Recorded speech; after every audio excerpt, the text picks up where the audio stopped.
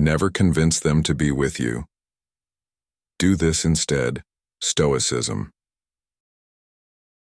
Freedom is the only worthy goal in life. It is won by disregarding things that lie beyond our control. Epictetus. Hey everyone, welcome back to Stoic in Your Life. Today, we're diving into something that might just change how you think about relationships forever. Picture this. You're pouring your energy into someone, trying to keep them close, constantly seeking their attention, but deep down, you're wondering, what if they drift away? What if someone else grabs their attention? Well, my friends, here's where Stoicism comes in. Today's video is going to flip the script on everything you thought you knew about relationships. Whether you're starting something new, feeling the cold shoulder from your partner, or sensing distance in a friendship, convincing someone to stay never works. It's like trying to hold water in your hands. The tighter you grip, the quicker it slips away. Think about it. Have you ever gone out of your way to impress someone? Sure, it might work for a while, but once you stop the tricks, their attention fades. Instead, think of yourself as a stoic magnet. Focus on building your own calmness, your own strength. When you are grounded and confident, people will naturally gravitate towards you, not because you're trying to get their attention, but because they want to be around you. Now let me give you a step-by-step Stoic recipe to flip your relationship dynamics. Ready to become magnetic? Let's get into it. Step 1. Let go of fear. So many of us are caught in the exhausting cycle of trying to win others over, of constantly fearing loss, rejection, or abandonment. But today, I want to offer you a Stoic alternative, a path of strength, calm, and most importantly, self-worth. The first and most powerful step you need to take is to let go of fear. Fear is often the root cause of neediness and insecurity. When you're afraid of losing someone's affection or approval, you tend to cling tighter. And ironically, that very desperation pushes them further away. As Seneca once said, we suffer more often in imagination than in reality. The fears you build up in your mind, fear of being alone, fear of rejection, are often far worse than the actual outcome. When you let fear drive your behavior, you act out of desperation, and desperation is the enemy of respect. People can sense fear, they can feel when you're trying too hard, and that's why they drift away. Instead of giving in to fear, embrace the Stoic mindset of focusing only on what you can control, your thoughts, your actions, and your own emotional state. The truth is, you cannot control others. No matter how hard you try, you cannot convince someone to stay, love you, or choose you if that's not their will. What you can control is how you respond to the situation and the strength you build within yourself. So how do you let go of fear? You stop worrying about what others think and focus on becoming the best version of yourself. Marcus Aurelius, the great Stoic emperor, once said, "The happiness of your life depends upon the quality of your thoughts." When you focus on improving yourself rather than obsessing over how others perceive you, you shift the balance of power. You are no longer a slave to their opinions or validation. Take this as a form of self-respect and self-love, two things no one can take away from you. By letting go of fear, you'll realize that your peace of mind is worth more than trying to convince anyone of your value. The irony is that when you stop convincing others to stay, they often become more interested. Why? Because people are drawn to confidence and self-assuredness. When you're no longer chasing after someone's approval, you radiate calm and strength, and that's incredibly attractive. This leads us to the next key point in our Stoic journey. Don't chase. Instead, build your inner strength. This concept is vital in every area of life, whether it's relationships, business, or personal development. As the Stoics would argue, it's not about acquiring external things or people, but about cultivating your inner virtue. Wealth consists not in having great possessions, but in having few wants, said Epictetus. The same is true for relationships. You don't need to accumulate people's attention or affection to feel worthy. Instead, cultivate a sense of inner fulfillment that doesn't depend on external validation. When you achieve this, you'll find that people will naturally gravitate toward you because they respect your calmness, your strength, and your peace of mind. But how do we apply this to modern life? In today's fast-paced world, we're constantly bombarded with social media, dating apps, and endless distractions. The pressure to seek approval and to convince others to choose us is overwhelming. Whether it's trying to get that match on Tinder or worrying about whether someone will text you back, we're stuck in a cycle of external validation. But here's the Stoic truth. Real strength comes from focusing on what you can control, your own actions, your growth, and your well-being. Instead of texting someone repeatedly, hoping for validation, focus on developing yourself. Take up that hobby you've been putting off. Work on your health, your fitness, your career, or your passions. When you focus on becoming the best version of yourself, you'll notice a shift. People will respect your time, your energy, and your presence because you've stopped giving it away so freely. As the philosopher Lao Tzu once said, care about what other people think and you will always be their prisoner. Step 2. Visualize success. Now you might be wondering, how does visualization fit into the ancient philosophy of Stoicism, which is so focused on self-discipline, logic, and controlling your emotions? Well, it all starts with this fundamental truth. What you think, you become. The power of visualization isn't just about seeing success as some distant dream. It's about shaping your mindset to act as if you are already living in the success you seek. You need to understand that your mind is an incredibly powerful tool, and what you feed it, what thoughts you dwell on, shapes your reality. Think about it. How many times have you faced a situation where you were worried about how things would go? Maybe you were about to meet someone new, go on a first date, or even face a difficult conversation with a friend or partner. What did your mind do?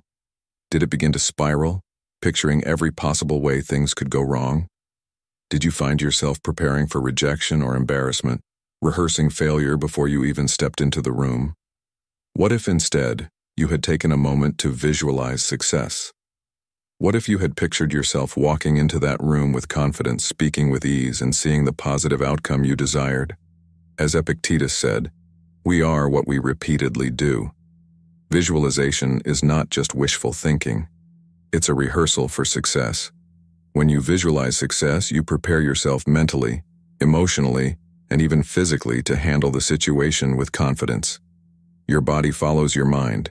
When you constantly see yourself achieving what you set out to do, you start to act like someone who is capable of achieving it.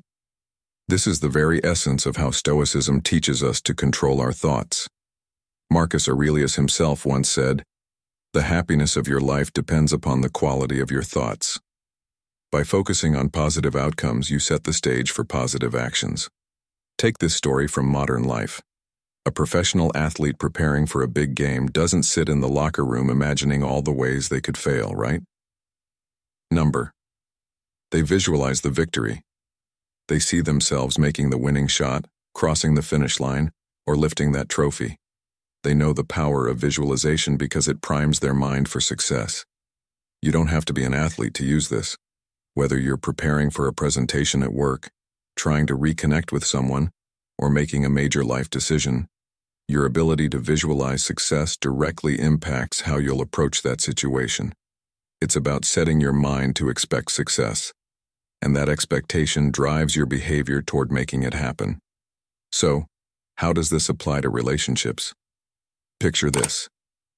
You're interested in someone, and instead of seeing yourself as confident and worthy, you start imagining all the ways they might not like you, how awkward things could get, and that you might say the wrong thing. What happens? Your mind starts to believe it, and you act out those fears. You stumble over your words, you become overly self-conscious, and you might even sabotage the interaction before it really begins. Now consider this. What if you had visualized success instead? What if you had pictured yourself calmly and confidently interacting with that person? You would have gone into the conversation with a much stronger sense of self-assurance, which could have made all the difference. Ask yourself this. What would change in your life if you started to see yourself as successful, worthy, and capable in every area? How would your behavior shift? How would your relationships transform if you approached them with a mindset of confidence rather than insecurity? The truth is, many people get stuck in a cycle of doubt and fear because they never allow themselves to see the success they want. If you can't visualize it, how can you expect to achieve it? Visualization is the practice of mentally preparing for the best outcome, which, in turn, affects your actions in the real world. Here's a question for you. What's stopping you from visualizing the success you deserve? If it's fear, let's break it down. Fear of failure, fear of rejection, or even fear of being seen as arrogant are often the roadblocks that prevent us from truly believing in our potential. But as the Stoics teach, fear is just an emotion we can control. It's not the situation itself that causes us pain, but the way we think about it. Epictetus reminds us that men are disturbed not by things, but by the view they take of them. So, if fear is holding you back, change the view. Shift your focus to what you can control, which is your mindset, your effort, and your willingness to see success before it happens.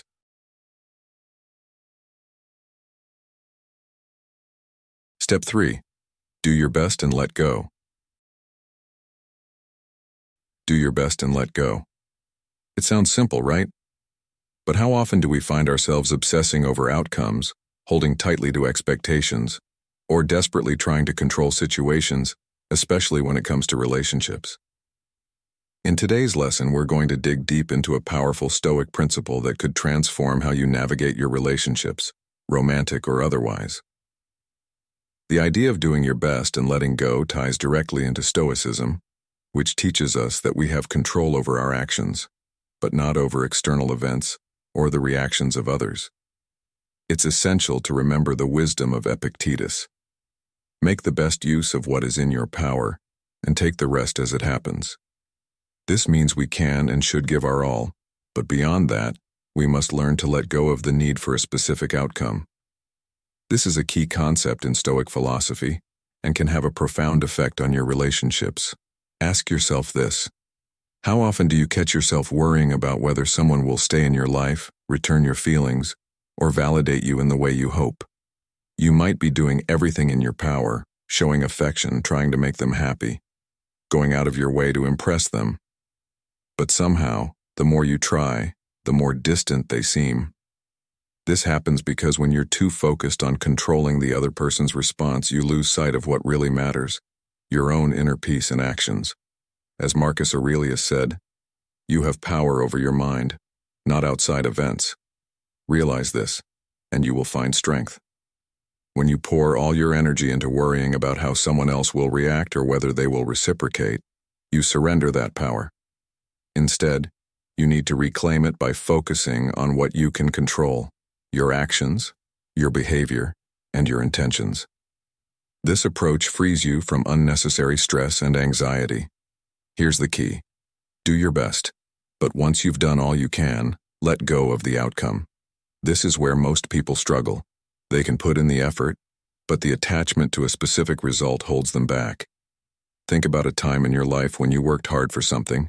Maybe you were trying to get someone to like you, secure a promotion at work, or achieve a personal goal. After giving it your best shot, were you able to let go of the result? Or did you spend hours, days, or even weeks agonizing over whether it would work out the way you wanted? The truth is, this kind of attachment to outcomes creates suffering because it ties your happiness to something outside of your control. When you're always focused on the outcome, you're not fully present in the moment, and you miss the value of the effort you're putting in. As Seneca once said, "It is not the man who has too little, but the man who craves more, that is poor." The lesson here is to detach from the need for more validation, more approval, more external control, and find richness in the effort itself. A perfect example of this can be seen in the dating world. How often do we hear advice telling us to play it cool or not come on too strong? While it's easy to think this is about some superficial dating tactic, the underlying wisdom is rooted in Stoicism. When you're constantly trying to convince someone to stay with you or show them why they should love you, you're not acting from a place of strength. You're handing over your power and relying on their validation to feel worthy. But what happens if, instead, you focus on being the best version of yourself? If you invest in your own growth, your happiness, and your goals, without worrying about whether they'll respond the way you want? As Epictetus taught, wealth consists not in having great possessions, but in having few wants. The same can be applied here. By reducing your dependence on others for validation, you become emotionally wealthier, more fulfilled, and more resilient. So, what does it mean to let go after you've done your best? Letting go doesn't mean you stop caring, or that you don't have hopes and desires. It simply means that you accept that the outcome is not within your control. You release the emotional attachment to the result and trust that whatever happens will unfold as it's meant to. Consider this. Have you ever planted a garden? You can till the soil, water the plants, and ensure they get sunlight, but you cannot force them to grow. In the same way, when it comes to relationships, you can give your best effort, but you cannot control how the other person will feel or respond. Once you've done all you can, you must let go of the outcome. This is not giving up. It's trusting the process and finding peace in knowing that you've done everything within your power.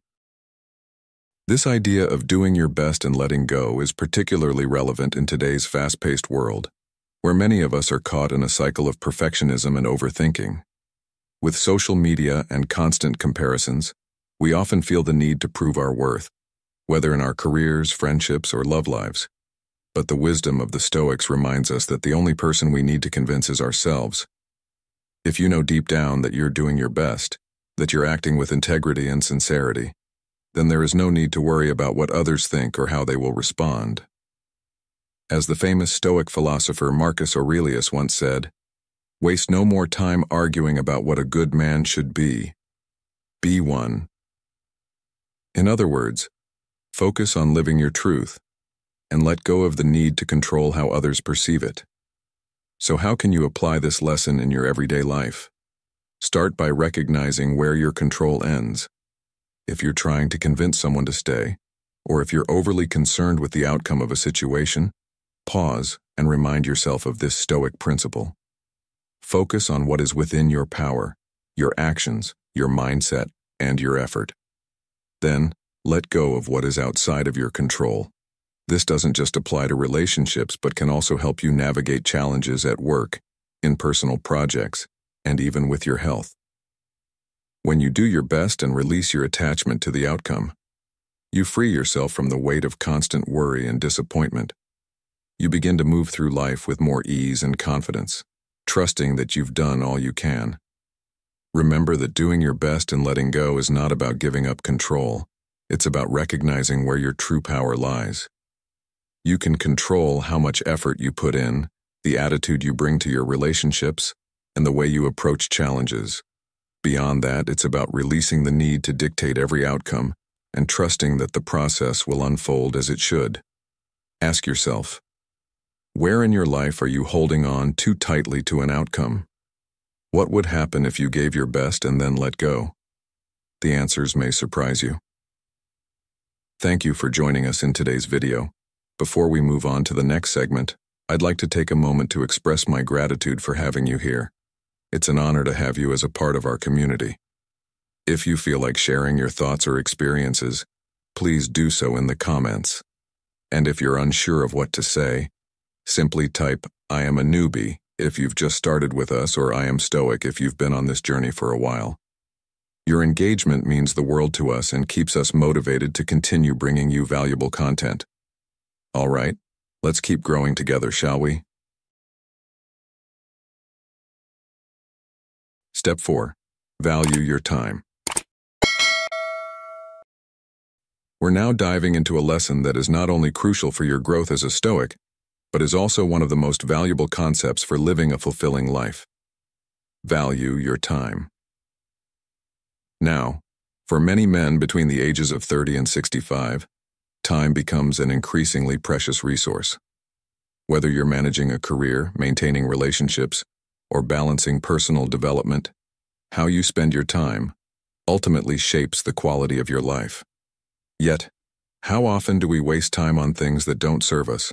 Whether it's chasing after people who don't value us, trying to convince others to stay in our lives, or simply engaging in activities that drain us rather than uplift us.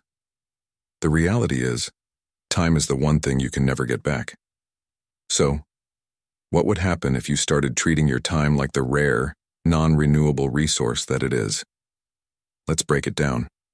You might be someone who finds themselves constantly rearranging their schedule to accommodate others, waiting for that phone call or text, or putting in all the effort to make things work with someone who clearly isn't giving you the same energy in return.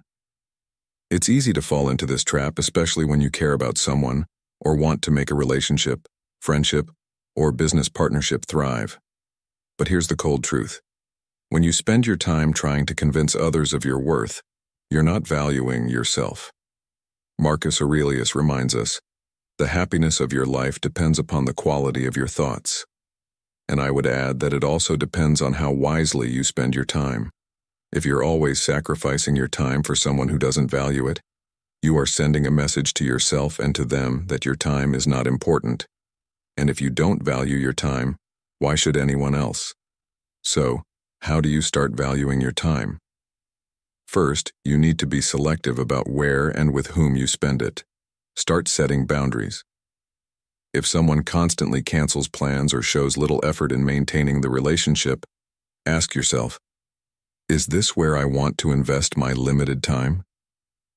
Every minute you spend waiting for someone else's attention or approval is a minute you could be spending on yourself, on your growth, on your passions, or on the people who truly respect and appreciate you. Seneca said, "It is not that we have a short time to live, but that we waste a lot of it." And he couldn't be more right. The moments we waste chasing after others are moments lost that we could never reclaim.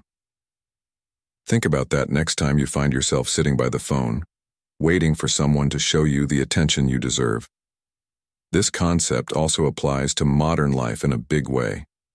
In today's world, distractions are everywhere. Social media, endless news feeds, and constant notifications keep pulling at your attention. We're often caught in the cycle of checking who liked our post or worrying about why someone hasn't replied to our message. But here's the thing. Every second you spend worrying about someone else's attention or validation is time you could be using to build your own life. Ask yourself, what could I accomplish if I stopped giving away my time so freely? What skills could you develop? What dreams could you pursue? And how much more fulfilling would your life be if you reclaimed your time and energy? One of the most important steps in valuing your time is learning the art of saying no. Saying no isn't about being rude or selfish. It's about being intentional with how you spend your time. If a person, activity, or situation doesn't align with your goals or values, it's okay to step back. Saying no to things that drain your energy opens up more time for the things that matter. As the Stoic philosopher Epictetus said, wealth consists not in having great possessions, but in having few wants. In this context, wealth is about being rich in time, energy, and focus, because those are the things that truly determine the quality of your life. When you say no to what doesn't serve you, you give yourself the freedom to focus on what truly enriches your life. And here's another key point. Valuing your time also means spending it on self-improvement. Instead of wasting hours trying to convince someone to care about you, use that time to become the person who doesn't need to convince anyone. Focus on your fitness, your health, your career, your hobbies. When you build yourself up, you not only improve your own life, but you also become the type of person others naturally want to be around. Confidence, self-respect, and discipline are magnetic qualities, and they come from consistently investing your time in things that matter. You stop chasing people because you've created a life so fulfilling that others will naturally be drawn to you. Now let me ask you this. How often do you feel like you're giving more than you're receiving in your relationships? Are you constantly the one making the effort while the other person does the bare minimum? If so, it's time to step back and evaluate whether that's the best use of your time. Just like money, time is an investment. You wouldn't keep putting money into a business that's failing, so why continue to invest time into a relationship that isn't bringing value to your life? By valuing your time, you raise your standards for the people and activities you allow into your life. You stop tolerating mediocrity, and you demand more for yourself. Not by convincing others to change, but by showing them that your time is valuable and that it's a privilege, not a right, to share it with you. Valuing your time is one of the most powerful lessons you can learn, not just as a Stoic, but as a person striving to live a fulfilling life. It's about recognizing that your time is limited and that you should spend it wisely, on yourself, on your goals, and on the people who respect and appreciate you. As you go about your day, remember the words of Marcus Aurelius. Waste no more time arguing what a good man should be. Be one. Instead of arguing for your worth or convincing others to see it, focus on becoming the best version of yourself. The right people will recognize your value, and you'll no longer have to chase their approval. Step 5. Embrace detachment. Let's talk about a principle that can transform how you approach relationships and life. Embracing detachment. This concept may sound cold at first, like you're supposed to stop caring, but that's not what detachment means in the context of Stoicism. It's about letting go of the need to control outcomes and finding peace in knowing that you've done your best. As Epictetus once said, "Make the best use of what is in your power, and take the rest as it happens." What we're really talking about here is the freedom you gain when you stop trying to control what you can't. In relationships, many of us cling to the idea that if we just say the right things, show enough affection, or prove our worth, we can make someone stay or love us. But the truth is, the more you try to control someone else's feelings or actions, the more you drive them away, and the more stressed and anxious you become. Think about how many times you've worried endlessly about whether someone would text you back or reciprocate your feelings. How did that make you feel? Probably anxious, insecure, and desperate for validation. This is where detachment comes into play, not as a way to stop caring, but as a way to free yourself from unnecessary suffering. Consider this. When you detach from outcomes, you're not giving up on your desires or goals. You're simply accepting that not everything is within your control. Marcus Aurelius, another Stoic philosopher, once said, "You have power over your mind, not outside events. Realize this, and you will find strength." What a powerful reminder. Instead of focusing on whether someone else is going to choose you, love you, or stick around, why not focus on what you can control? Your own actions, your growth, your emotional stability. By detaching from the outcome, you're essentially saying, "I've done my best and now I'll let things unfold as they will." This mindset allows you to stop obsessing over external results and instead enjoy the process, whether it's in a relationship, your career, or any other aspect of life. Let's tie this to a modern-day story. Think about someone who is constantly checking their phone, waiting for a message from a person they're interested in.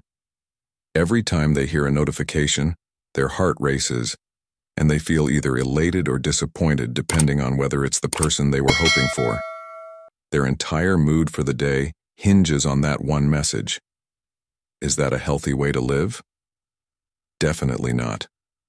They are allowing their peace of mind to be controlled by someone else's actions. Now contrast that with someone who, instead of obsessing over that text, spends their time working on something they love. Whether it's a hobby, their health, or their career, they've sent the message and now they've detached from the result. They know they've done their part, and whether the other person responds or not doesn't affect their sense of self-worth. Who do you think is living a more fulfilling life? The person constantly chasing after someone's approval, or the one focusing on their own growth? By embracing detachment, you create emotional space for yourself. When you're not clinging to outcomes, you approach life with a calm sense of confidence, knowing that whatever happens, you'll be okay. This doesn't mean you don't care about the people in your life. It means you care enough about yourself to not be emotionally dependent on their every move. Ask yourself this: How many times have you gotten caught up in trying to convince someone to be with you, to see your worth, or to stay in your life? And how did that feel? Probably exhausting, draining, and frustrating. What if instead of trying to force someone to stay, you accepted that their choice is out of your control? How would that change the way you approach your relationships? It's important to understand that detachment isn't about giving up. It's about empowerment. When you detach, you stop basing your happiness on whether or not someone else chooses you. You stop tying your self-worth to how others treat you. As Seneca wisely said, true happiness is to enjoy the present without anxious dependence upon the future. This quote beautifully illustrates the essence of detachment. You can enjoy your relationships, your career, and your life without being obsessed with what will happen next. You're present, you're engaged, but you're not dependent on outcomes to validate your happiness. Let me ask you, where in your life are you holding on too tightly? Whether it's a relationship, a goal, or a dream, are you trying so hard to control the outcome that it's causing you stress? Detachment allows you to release that need for control. It's about doing your best and then trusting the process. Trust that whatever is meant to happen will happen, and in the meantime, focus on being the best version of yourself. The more you focus on what you can control, your thoughts, your actions, your responses, the less you'll feel the need to control everything around you. And ironically, when you stop trying to control others, they often become more drawn to you. Why? Because confidence and self-assuredness are magnetic. When you're no longer desperate for validation, people can sense it, and they're naturally attracted to that energy. Embracing detachment is one of the most powerful tools you can use to improve your relationships and your overall quality of life. It allows you to focus on what truly matters, your own actions, your mindset, and your personal growth, while letting go of the things you can't control. Remember, detachment doesn't mean you stop caring. It means you stop being controlled by the need for a specific outcome. The next time you find yourself obsessing over someone's reaction or a certain result, take a deep breath, remind yourself of the Stoic wisdom, and let go of what's out of your hands. As Epictetus said, freedom is the only worthy goal in life. It is won by disregarding things that lie beyond our control. So, I encourage you to start practicing detachment today. Where can you let go, do your best, and then trust that things will unfold as they're meant to? You'll find that the more you detach, the more peace you'll experience, and in turn, the more fulfillment you'll bring into your life. Step 6. Practice gratitude.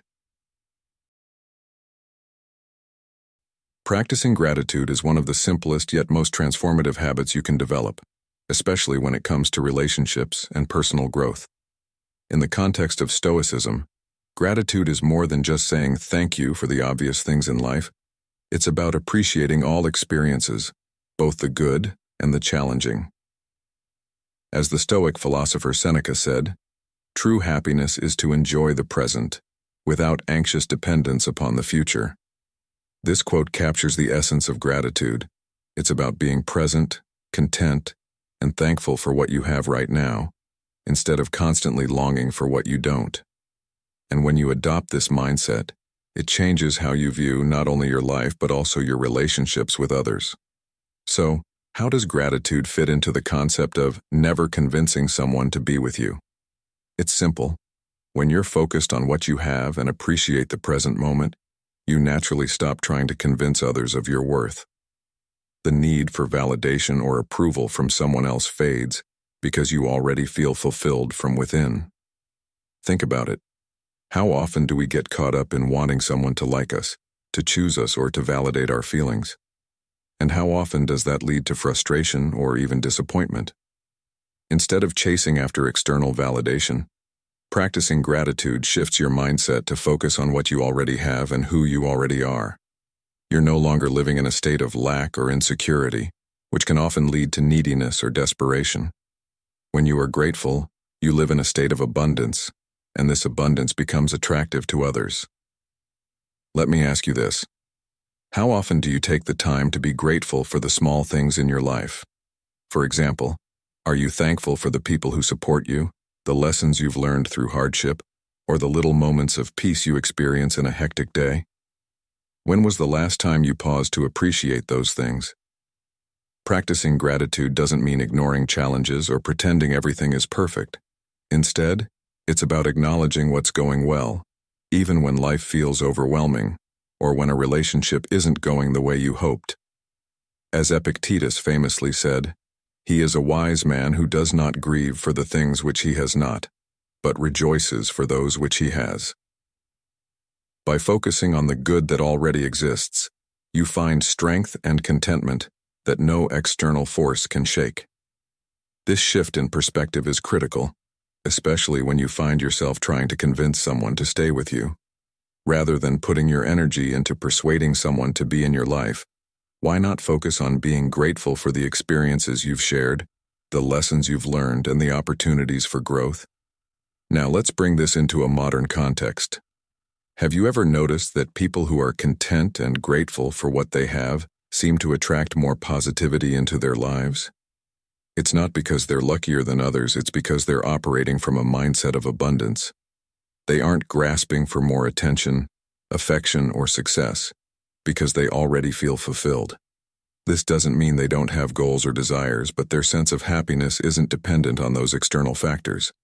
In contrast, when someone is always chasing after more, whether it's love, validation, or material things, they often find themselves feeling empty, no matter how much they achieve or gain. The same principle applies to relationships. When you practice gratitude, you stop chasing after someone else's approval because you already recognize your own value. You become someone who is content, confident, and at peace, and that kind of energy is incredibly attractive to others. People are naturally drawn to those who radiate calm and contentment, rather than desperation or neediness. Let me ask you, what are you grateful for in your relationships? Do you focus on the qualities and moments that bring you joy, or do you spend more time thinking about what's missing? Gratitude is a practice, and like any skill, it requires consistent effort. It's easy to overlook the good in your life when you're focused on the things that aren't going the way you want. But when you make it a habit to practice gratitude daily, you shift your perspective and start seeing the abundance in your life instead of constantly seeking more. This shift in mindset not only changes your relationships, but also changes your overall experience of life. Instead of feeling like you need to convince others to see your worth, you already know your worth, and that's something no one can take away from you. Practicing gratitude also helps you build resilience. Life isn't always easy, and relationships can be challenging, but when you approach these situations with gratitude, you're better equipped to handle adversity. For example, let's say someone pulls away from you or doesn't reciprocate your feelings. Instead of feeling devastated or rejected, gratitude allows you to see the situation from a different perspective. You can be thankful for the time you shared, the lessons you learned, and the opportunity to grow as a person. This doesn't mean it won't hurt, but it does mean you'll have a healthier, more balanced outlook on the situation. As the Stoics often taught, we cannot control external events, but we can control how we respond to them. Gratitude helps us respond with grace, strength, and resilience. Practicing gratitude is one of the most powerful ways to change how you experience your relationships and your life. It shifts your focus from what you lack to what you already have, and in doing so, it frees you from the need to convince others of your worth. As you practice gratitude, you'll find that you're no longer living in a state of scarcity, chasing after approval or affection. Instead, you're living in a state of abundance, content with who you are and what you have. And that's when the right people, opportunities, and experiences will naturally come into your life, not because you've convinced them to, but because they're drawn to your energy of peace and fulfillment. So, I encourage you to start practicing gratitude today. What are you grateful for right now at this moment? How can you incorporate more gratitude into your daily routine? As you do, you'll begin to see the positive effects not only in your relationships, but in every area of your life. If you've made it this far, you're already embracing the strength of Stoicism. Drop a comment saying, "I am a Stoic," to show you're committed to mastering yourself and letting go of what you can't control. Stay with us. There's so much more growth ahead. Step 7. Keep your emotions in check. Keep your emotions in check. It's a phrase we've all heard, but how many of us truly understand its depth, especially in the context of relationships? For men aged 30 to 65, learning to manage emotions can be the key to transforming how you handle everything from romantic connections to work dynamics. One of the pillars of Stoicism is emotional control. As Marcus Aurelius once said, "You have power over your mind, not outside events. Realize this and you will find strength." The ability to master your emotions is essential because, in the end, you can't control what others do or feel. You can only control how you respond. Let's break down why emotional mastery is so crucial and how it can elevate your relationships in life. When it comes to relationships, we often feel that our emotions are justified. After all, when someone pulls away, doesn't reciprocate your feelings, or acts in a way that frustrates you, the natural response is to feel upset, hurt, or angry. However, what if I told you that letting those emotions drive your behavior does more harm than good? Think about the times you reacted impulsively, sending an emotional text in the heat of the moment or saying something you later regretted. Did that reaction help your situation, or did it push the other person further away? As Seneca wisely noted, "Most powerful is he who has himself in his own power." In other words, true power comes from the ability to keep your emotions in check, even when everything around you feels chaotic. Ask yourself, how often have you been in situations where your emotions took control and led to poor decisions? Whether it was in a relationship or a professional setting, allowing emotions like anger, jealousy, or insecurity to dictate your actions likely didn't result in a positive outcome. In modern life, with constant communication through text and social media, it's easy to act on impulse, letting your emotions dictate every move. But here's the truth. Reacting emotionally makes you appear less grounded and stable, and that can diminish respect from others. Emotional control, however, projects confidence and maturity. This doesn't mean you ignore your emotions or pretend they don't exist. It means you acknowledge them, but you don't let them drive the car. You pause, reflect, and choose a response that aligns with your values, not just your temporary emotional state. Think about this. Have you ever had a situation where someone acted out of emotion and it affected your perception of them? Perhaps they overreacted, became overly emotional, or lashed out. Now reverse that situation. What if you were the one in control of your emotions when things got tense? When you are calm and collected in a heated situation, you automatically elevate yourself in the eyes of others. As Epictetus famously said, "It's not what happens to you, but how you react to it that matters." This couldn't be more relevant today. Emotional intelligence is not about being emotionless. It's about managing your feelings in a way that helps you in the situation, rather than making things worse. Consider the metaphor of a river. When heavy rains come, the river might flood and spill over its banks, causing damage to everything around it. But when the river flows calmly within its boundaries, it nourishes life, supports ecosystems, and remains powerful in its calmness. Your emotions are like that river. When they overflow uncontrollably, they create chaos and damage. But when they are managed with care, they can provide strength, wisdom, and resilience. The key is to develop the habit of emotional restraint before you're in the thick of an emotional storm. The time to practice keeping your emotions in check isn't just when you're already upset or frustrated. It's a daily exercise. It's about staying aware of your emotional triggers and understanding that reacting out of frustration or anger only serves to worsen your problems. In relationships, maintaining emotional control is even more vital. Whether you're dealing with a partner who isn't meeting your expectations or navigating a difficult conversation, your ability to stay calm will determine the outcome. Think about how much more productive a conversation can be when you approach it without letting anger, disappointment, or fear get the best of you. You communicate better, listen more, and create an environment where solutions are possible. When emotions run high, logic and reason fly out the window, and all that's left are hurt feelings and misunderstandings. This is where Stoicism shines as a guide, teaching us that emotions are natural, but they do not need to control us. Remember what Marcus Aurelius taught. The best revenge is to be unlike him who performed the injury. This means that even when someone wrongs you or doesn't meet your expectations, the best way to rise above it is to maintain your composure and not stoop to the level of emotional reactions. But how can you practically apply emotional control in your daily life? One powerful strategy is the Stoic practice of negative visualization. Instead of reacting emotionally when something unexpected happens, train your mind to anticipate challenges before they arise. This isn't about pessimism, but preparation. For example, if you're heading into a conversation that you know could become heated, mentally prepare yourself for the possibility of things not going your way. Picture the worst-case scenario and ask yourself, how will you handle it if that happens?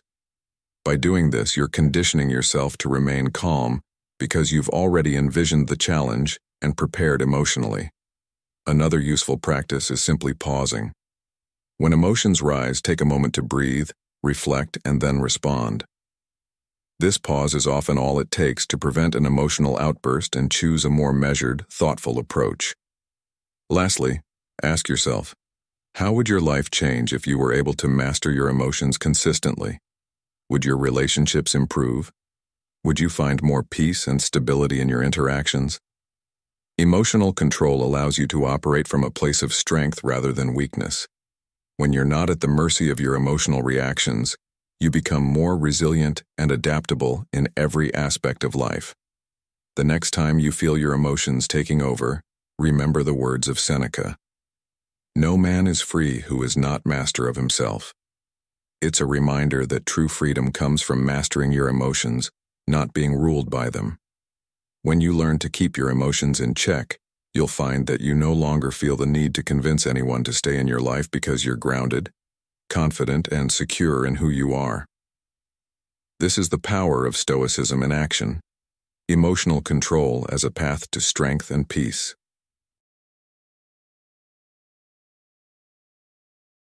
Lesson 8. Living a virtuous and meaningful life.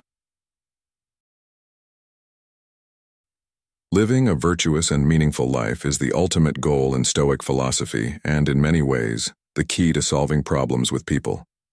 A virtuous life isn't just about following rules or adhering to strict principles. It's about aligning your actions with your core values and making choices that contribute to the greater good. The Stoics believed that living virtuously was the path to true happiness, and they defined virtue through 4 key qualities: wisdom, courage, justice, and temperance. Marcus Aurelius once wrote, "Waste no more time arguing about what a good man should be one." This advice encourages us to stop overthinking and start acting in alignment with the virtues we aspire to live by. But what does this really look like in our modern world? In practical terms, living a virtuous life means being mindful of the decisions you make every day and asking yourself if those decisions reflect the person you want to be. We live in a fast-paced world where the temptation to cut corners, compromise our values, or prioritize short-term gains over long-term meaning is ever present. Yet, Stoicism reminds us that a meaningful life is one where we consistently choose to act in ways that are just, courageous, wise, and moderate. These are the qualities that lead to real fulfillment, not fleeting pleasure or superficial success. Think about a time when you had to make a tough decision. Maybe it was at work when you were pressured to do something that didn't align with your values, or in a personal relationship where you felt tempted to act out of anger or frustration. Living virtuously means choosing the harder path, the one that might not be the easiest or the most convenient, but the one that allows you to look at yourself in the mirror and be proud of the person you are becoming. It's not about being perfect, but about striving for excellence in every aspect of your life. Living a virtuous life also has a profound impact on how you handle conflicts with people. When you're guided by justice, you're more likely to treat others fairly, even when they don't treat you the same way. When you practice temperance, You learn to control your impulses and emotions, which helps you respond to challenging situations with calmness rather than anger. Epictetus said, "No man is free who is not master of himself." This quote speaks to the importance of self-discipline, which is essential for living virtuously. Whether you're dealing with a difficult colleague, a misunderstanding with a friend, or even a family disagreement, the ability to master your emotions and respond thoughtfully rather than reactively is key to solving problems peacefully and constructively. Let's apply this idea to a real-life situation. Imagine you're in a heated argument with someone close to you, and emotions are running high. Your first instinct might be to defend yourself, raise your voice, or shut down entirely. But if you're living according to Stoic virtues, you would take a step back, breathe, and think about how justice, courage, and wisdom should guide your actions. Is your reaction fair and reasonable? Do you have the courage to admit if you're wrong, or the wisdom to seek understanding before passing judgment? Living a virtuous life means choosing the path of least harm, not only for yourself, but for the other person as well. It requires empathy and the willingness to look beyond the heat of the moment and ask, how can I handle this situation in a way that reflects my values and leads to a positive outcome for both of us? Virtue isn't just about how you handle conflict. It's also about how you contribute to the world around you. Are you using your talents and abilities to make a positive difference? Are you seeking out ways to help others, even when it doesn't benefit you directly? Seneca said, "He who is brave is free." This speaks to the courage required to live a meaningful life. Courage to stand up for what is right, even when it's difficult, and to pursue your true purpose, even when it's risky. Too often we get caught up in our own lives, focusing solely on personal success or comfort, and forget that a meaningful life is one that is in service to others. Living virtuously means understanding that we are part of a larger community, and our actions have an impact on the people around us. One powerful way to live a more virtuous and meaningful life is to practice gratitude for the opportunities you have to grow and contribute. When we focus on the things we're grateful for, it's easier to stay grounded in our values, especially during times of stress or conflict. As you let these Stoic principles sink in, remember that this isn't about being passive or indifferent. It's about being active where it counts, within yourself. You're not giving up on relationships, goals, or personal growth. Instead, you're shifting your focus inward, controlling what you can and letting go of what you can't. The Stoic mindset is empowering because it puts you in control of the most important thing, your own inner peace. You no longer need to convince anyone to be with you or to validate your worth. You know your worth, and that confidence radiates outward. When people sense that you are secure in yourself, they are naturally drawn to you, not because you've convinced them to stay, but because they are attracted to the calm, steady energy you project. So, as we wrap up, I encourage you to let everything we've talked about sink in. Reflect on the lessons of Stoicism, but more importantly, start living them. The final step is not just to understand these concepts, but to integrate them into your life. Take the time to let go of the need for external validation, embrace your own power, and trust that what is meant for you will come without you needing to force it. As Epictetus said, it's not what happens to you, but how you react to it that matters. So, how will you react? How will you choose to let these Stoic teachings influence your thoughts, your actions, and your relationships? The answer lies within you, and the power to change your life begins the moment you let it all sink in.